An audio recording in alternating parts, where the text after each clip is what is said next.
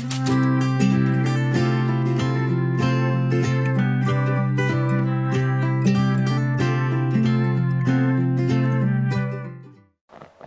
alaikum, welcome back to our channel We Cook and Bake. My name is Tariq and this is my lovely and funny wife.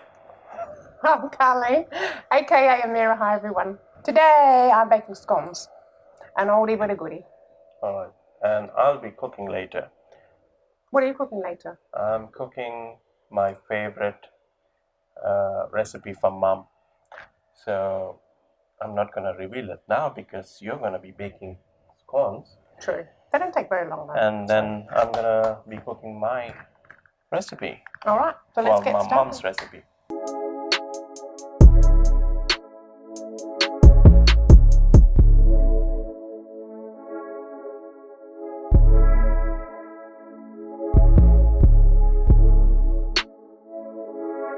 For our scones, we need 4 cups of self-raising flour, 4 teaspoons of caster sugar, 60 grams of butter, 2 eggs, a pinch of salt, and 1.5 cups of full cream milk.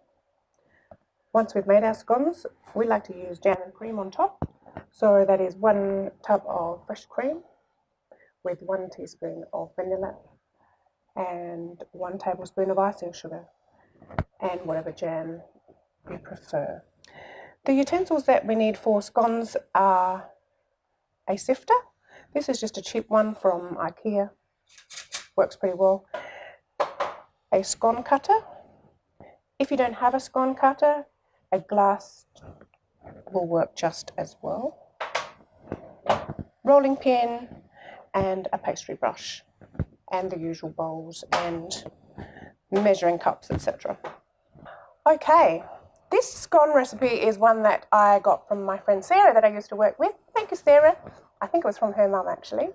There's lots of variations of scones, and depending on what kind of scone you like, how much time you have, what ingredients you have. Some people use cream and lemonade, but the one I'm using is pretty straightforward with ingredients that most people have in their kitchen. So the first thing we're going to do is to whisk our eggs together with the sugar. Okay, so I'm going to break 2 eggs into a bowl.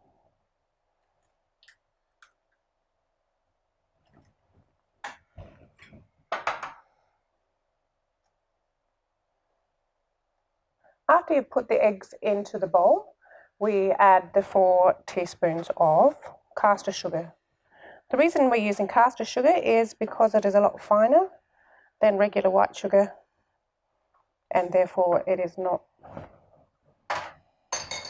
dissolves once you whisk it all in. Okay, so just break those yolks up first, give it a whisk, a beat, not a whisk, sorry. Now the idea is to keep beating it until it gets creamy and fluffy, and until all the sugar is dissolved, but you can't see any of that egg yolk. Right, that is how we like it. We'll just set that aside. Next we're going to melt some butter and also heat some milk up a little bit. The reason we will heat the milk up is so that once you add the melted butter to the milk, that the milk is not super cold, otherwise it will separate a little bit. So 1.5 cups of full cream milk. And heat both of those up in the microwave.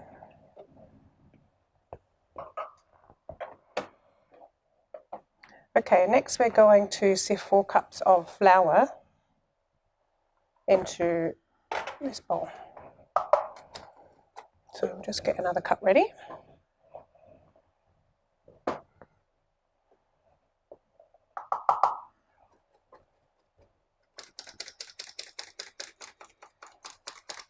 The things with scones is you need to try and keep as much air in it as possible and not work the pastry too much.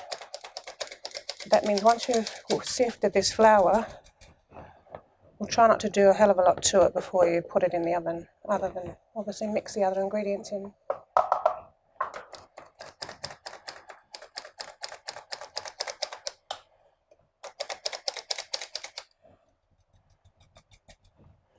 1 more cup.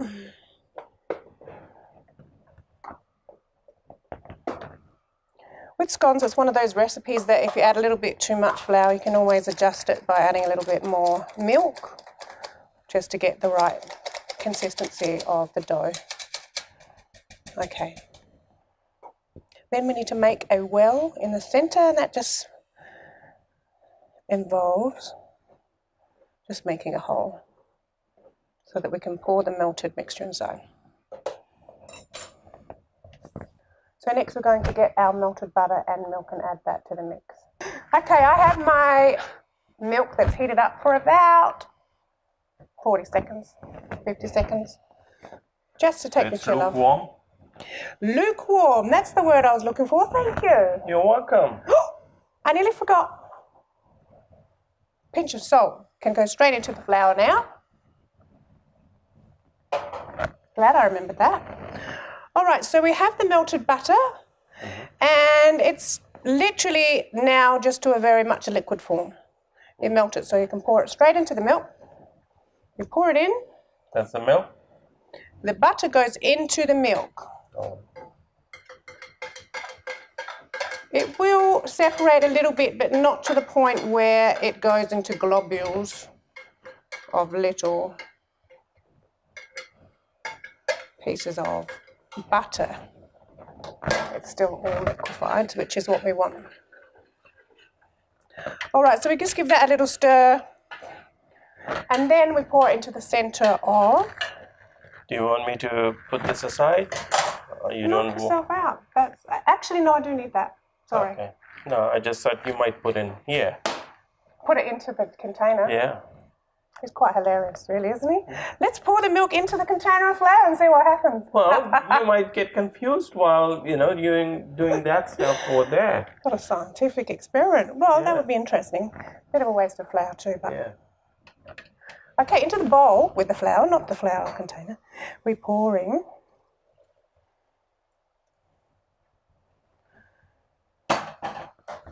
we will also add the egg mixture to that. Just give it a final whisk. Might have lost some of its aeration. Add that in. So this has now got milk, butter, salt, eggs, and castor sugar. Yes. Oh.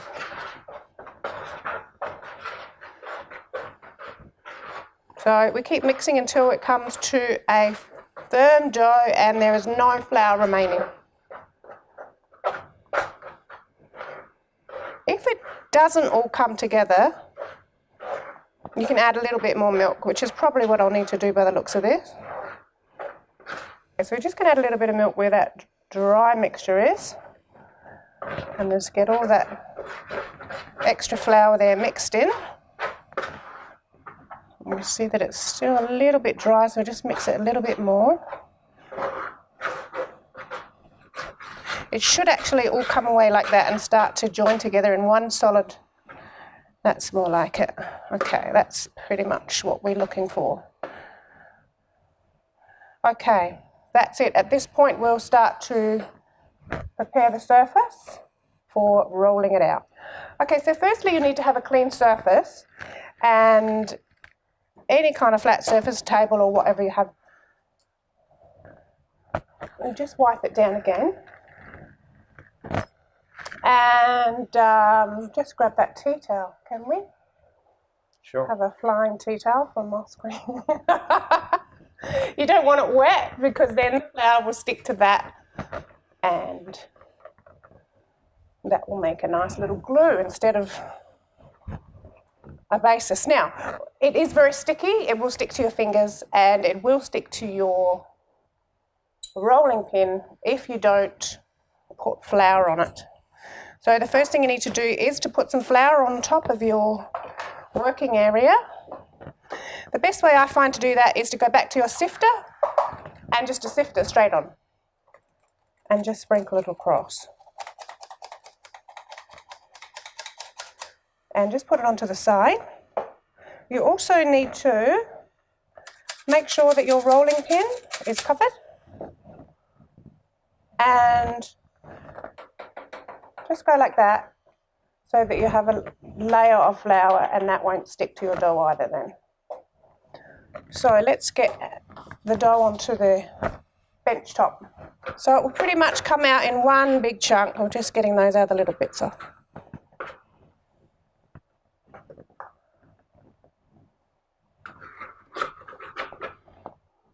That's pretty much it. This is the point where we don't want to do a lot to the dough, otherwise it will lose some of that aeration. So just be as gentle as you can and make sure that you always have flour underneath. So we'll just turn it over a couple of times. Just check that it is the right consistency that we want, and that's pretty good. So we'll start to roll it out. Before we roll it out, we do need to make sure that we have a tray ready, a thin baking tray, and I just rub the butter this way. This is what my mum used to do. And just make sure all the edges are covered because it will tend to stick a little bit if you don't. You can wipe over it again with paper towel just to spread it out, but that's pretty much an even cover. Okay. So we're going to roll it out now. And as I said, we try not to press down too much to get rid of much of that air in the dough.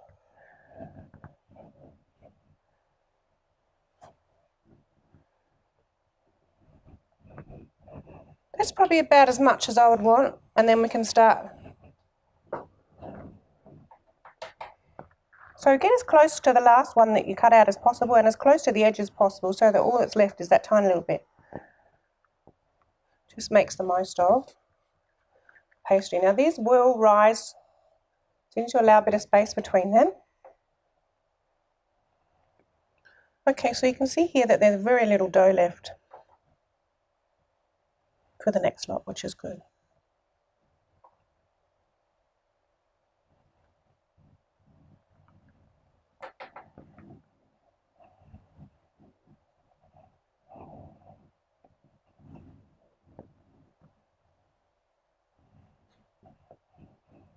So you're saying we should never start from the middle? Never start from the middle. Okay. This is what my mum has taught me and my sisters. And if you start from the middle, then you might have half like that right on the edge, and then you've wasted half of that pastry that's already. The more you work scone dough, the tougher it gets. So the first batch, or the first lot of scones that you put on the tray, are normally going to be the ones that rise and are the best ones.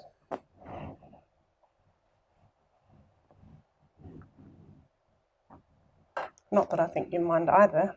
I don't even know the difference. You're a bit of a scone critic. So like that, there's got that big bit.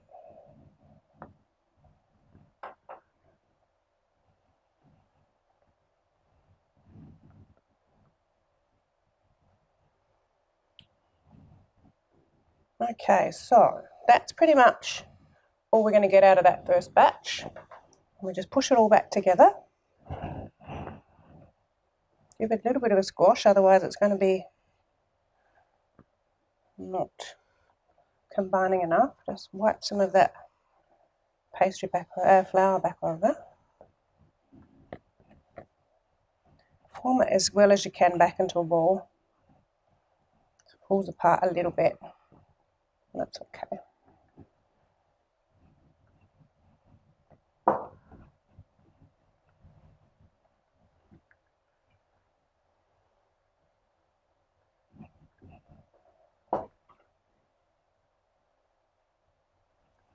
So you can see the difference between this one and the ones that we've taken out the first batch. It's all folded and it's not quite as light and fluffy as the others.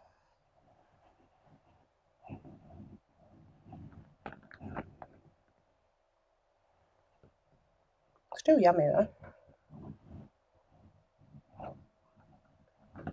So what would you suggest to someone who hasn't got that cutter? I'll show you. Everyone has a glass in their house. Mm-hmm. If they don't have a glass, even an old jam jar or something you can use. Mm. This is why I have a apron for this job. It's very messy. This one's probably a little bit big, but just a glass like that will do the trick. And the same as you would do, you just get some flour on it. Push down. And there you go. Awesome. Yes, it is awesome. Thank you. The last little bit, we normally roll into a ball, put on a tray. We don't have any space on there at the moment. And then you can just have that straight out the oven with a little bit of butter. Next, we need to help the scones get nice and golden on top, you need to brush the top with milk. Not too much milk, but enough that it coats the top of it. This is where you need the pastry brush. It's the easiest way to do it. If you don't have a pastry brush, you can use your finger, or I don't really know what else you could use. I've always just had a pastry brush. If you're a baker, you tend to have a brush in the house. It does drip a bit. I'll try not to get the drips on the tray because then it does actually burn those bits of milk onto the tray.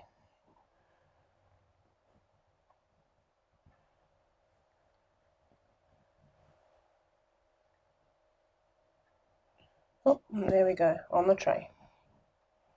Love my work. Okay, so I have, right before we started, preheated the oven. The oven needs to be fairly hot. Fairly hot would be. How hot is fairly hot, you might ask? Yes. 250 degrees. And they don't take that long to cook at that temperature, normally about 10 minutes. The best thing with scones is to have a look. Once they're golden on top, then you know that's it. They're done. But as with most things with baking, you can't open the oven because that will affect the rise. Okay, let's pop these in the oven. On the middle or the top shelf is preferable.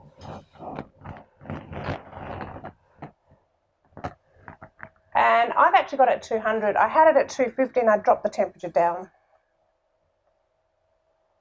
So we'll give that 10 minutes and we'll check on that. Okay, so we've just put the scones in the oven. We'll come back and check them in about 10 minutes. And just keep an eye on them. If they might need another 5 or so minutes after that if they're not golden on top. We're just going to get the cream ready while the scones are baking. Just tip all the cream in there.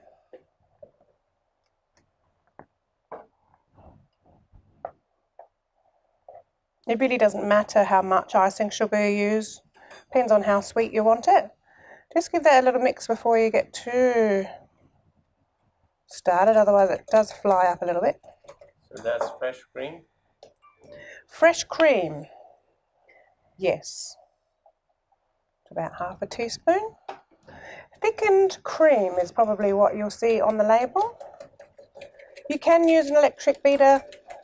For this amount of cream, I tend to just use the hand whisk. Doesn't really matter.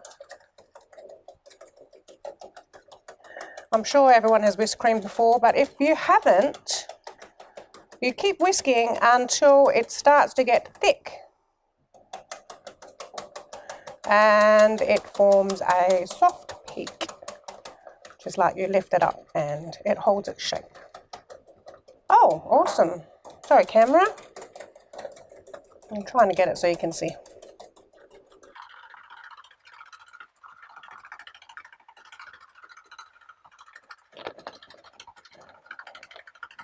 Okay, at this point, you'll probably wish that you had used the electric beater.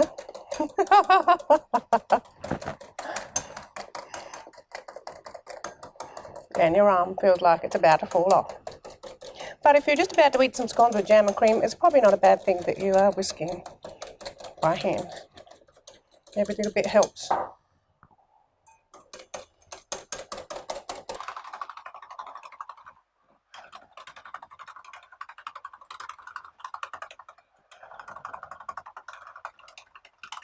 All right, you can see it's starting to thicken up now.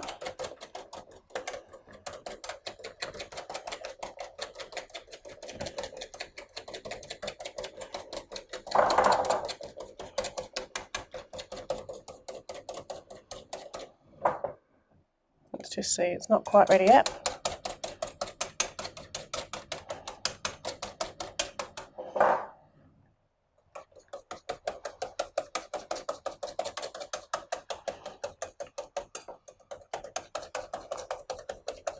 When you whisk cream, it's always good to have a bowl that's a lot bigger than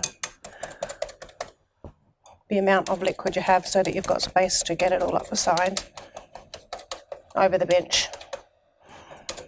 Okay, that's almost there. You can see that it's starting to hold its shape.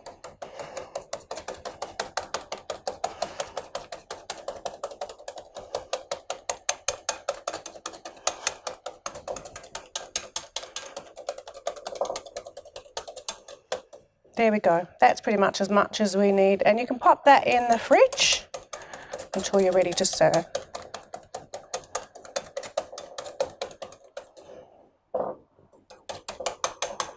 Last little whisk.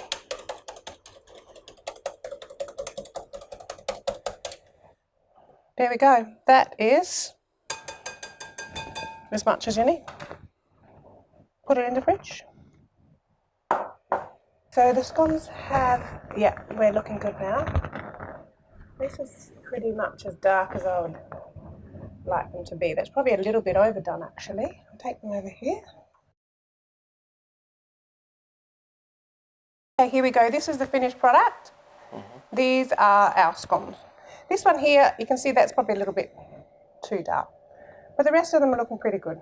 So then we just pop them onto our cooling rack and they can be eaten pretty much straight away.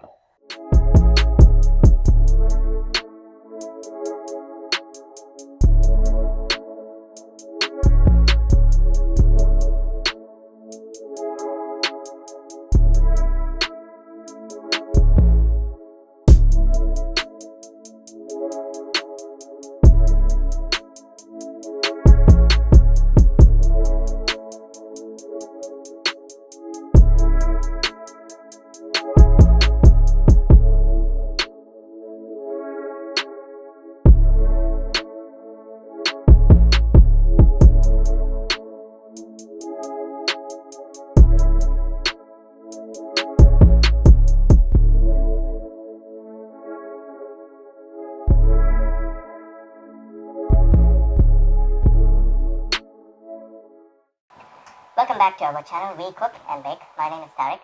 And this is my